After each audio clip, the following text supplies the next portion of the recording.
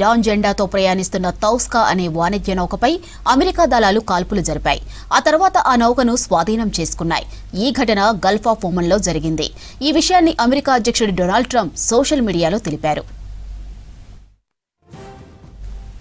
Iran జెండాతో వెళ్తున్న 900 అడుగుల పొడవున్న రవాణా నౌక తౌస్కామా నౌకాదళ దిగ్బంధాన్ని దాటుకొని వెళ్లాలనుకుంది. కానీ అది అనుకున్నది సజావుగా సాగలేదని చెప్పారు ట్రంప్. ఇరాన్ నావికులు దారికి రాకపోవడంతో దాని ఇంజన్ రూపుపై కాల్పులు జరిపి ఆపారని చెప్పారు.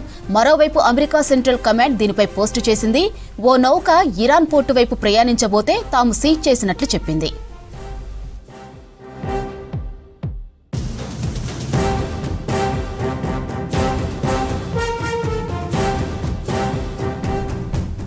ఈ ఘటనపై ఇరాన్ తీవ్రంగా స్పందించింది.